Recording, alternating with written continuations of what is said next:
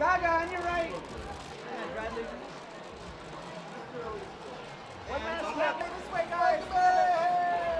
Gentlemen, this way. And then straight on.